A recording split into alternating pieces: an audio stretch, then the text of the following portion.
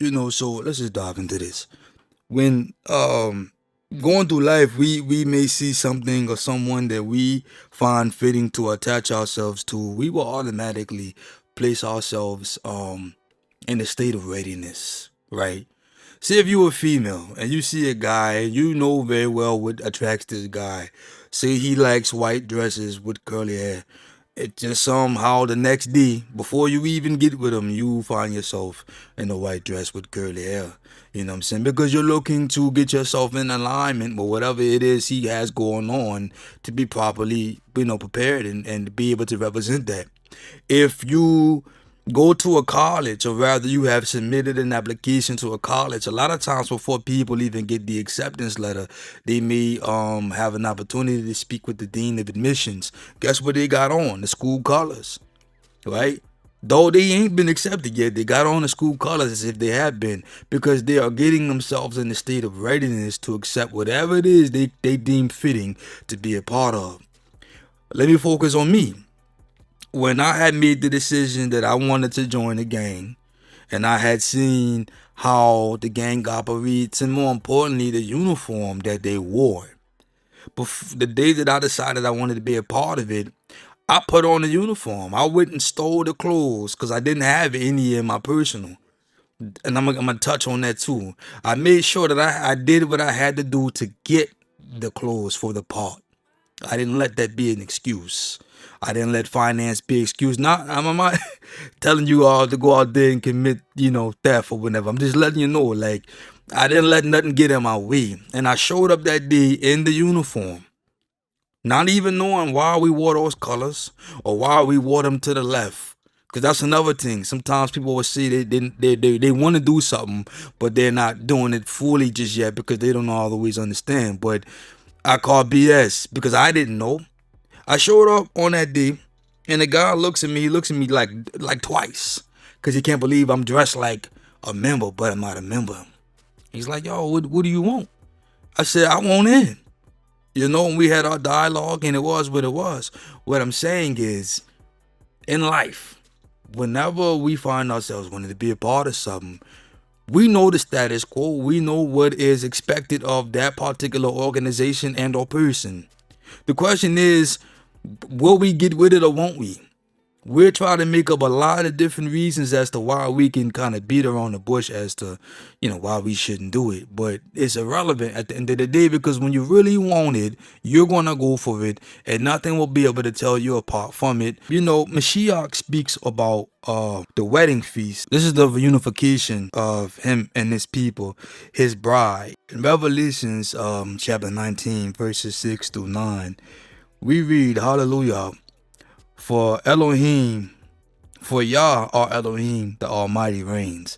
Let us rejoice and exult and give him glory. For the marriage of the Lamb has come, and his bride has made herself ready. Let me stop there, because I'm going to also piggyback on the parable that Yahshua gave about the foolish brides who were not prepared when that man came to receive them. But anyway, it said, and his bride has made herself ready, and it was granted her to clothe herself with fine linen, bright and pure. For the linen is the righteous deeds of the saints. And the angel said to me, write this, blessed are those who are invited to the marriage supper of the Lamb. And he said to me, these are the true words of Yah. Right? So, we got a couple of things to take away from that. Again, is that this bride was prepared. So when something comes in your life that may be from Yah, you ought to make sure that you are prepared and without excuse as to why you're not. You need to be in uniform. And like I always say, don't let what you don't know stop what you do. I didn't know why we wore the color blue. I didn't know why we wore it to the left. But what I didn't know didn't stop what I did. And what I did know was that I wanted to be a member. Truth be told, I never found out why we wore that color and why we wore it to the left until almost 10 years after I joined. How about that? But I always knew that I wanted to be a member of it. You know what I'm saying? So apply that to whatever it is you may be teetering around or, tethering around. It's the same principle. One must be ready because when the door knocks, don't assume that if you're not ready to answer it, that it'll double back. Understand that. Speaking on that, let's get into the parable of the 10 bridesmaids. This is in Matthew chapter 25, verses 1 to 13. We read, "Then the kingdom of heaven will be like this. 10 bridesmaids took their lamps and went to meet the bridegroom." Let me pause there. Understand what we're reading. For those who care, this is 10 women coming to meet one man, one bridegroom, right? So this is not a monogamous reunion or a monogamous union to be. Let me see that. Verse 2. 5 of them were foolish and 5 were wise. When the foolish took their lamps, they took no oil with them. But the wise took flasks of oil with their lamps. As the bridegroom was delayed, all of them became drowsy and slept. But at midnight there was a shout, "Look, here is the bridegroom. Come out to meet him." Then all those bridesmaids got up and trimmed their lamps, meaning they tried to light them. The foolish said to the wise, "Give us some of your oil, for our lamps are going out." But the wise replied, "No, there will not be enough for you and for us. You had better go to the dealers and buy some for yourselves." And while they went to buy it, the bridegroom came, and those who were ready went with him into the wedding banquet, and the door was shut. Later the bridesmaids came also, saying, "Lord, Lord, open up to us." But he replied, "Truly I tell you, I do not know you. Keep awake therefore, for you know neither the day nor the hour." Now I just got done telling you all, again, that when that opportunity knocks, whatever it may be, in the form of whomever it may be, and do not assume that it's going to knock twice or double back like FedEx and come back at a later time and leave a note letting you know. So it just doesn't work like that. And this is from Yahshua himself. Not only that, but here again was talking about this banquet. And they were not ready to receive him, though they wanted to be with him. They hadn't prepared themselves. Apply that to your daily life. Whether it is you trying to grow a relationship with the Father, or you're trying to deal with a woman or a man that is already there with the Father, understand that it is you who has to get yourself in a state of readiness.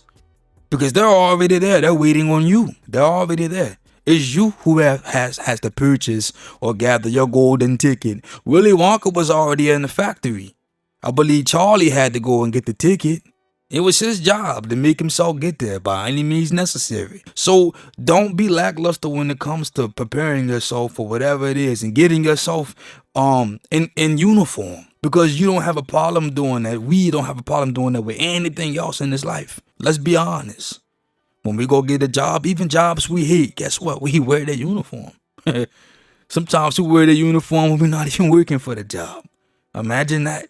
But when it comes to putting on a uniform of something that we express interest in, we see that we want to be a part of, we so especially when it has to deal with the Father or just righteousness, any form of that. Even sometimes the coverings. Then when I'm speaking with the women, they'll give me 1,001 reasons why they shouldn't cover or don't want to cover, but they would express interest in wanting being with the man who has covered women. It just doesn't make sense. It doesn't make sense at all. If you know the status quo, you're going to get with the modus operandi. So anyway, I just wanted to clarify that for a lot of people. We have to be ready, all of us, men and women alike. We all have our job to present ourselves as chaste virgins. And a chaste virgin will be just that. A chaste virgin doesn't look like the hood booker down the street. A chaste virgin doesn't look like someone you may see in the strip club. That's truth. If we're trying to be invited to this wedding, so I understand that there's a dress code. Let's start there. There's a dress code. And we'll go to a club where we can shake ass and drink and smoke, and we'll abide by their dress code. They say no tennis shoes, guess what? We take off the shoes. They say no sports attire, no hats, guess what? We don't wear that. But for some odd reason, when it comes to making a step in the right direction for the right reason, we tend to drag our feet. Again, make yourselves ready, because the time is short and so are the days. And my name's unimportant. May y'all continue to bless us all.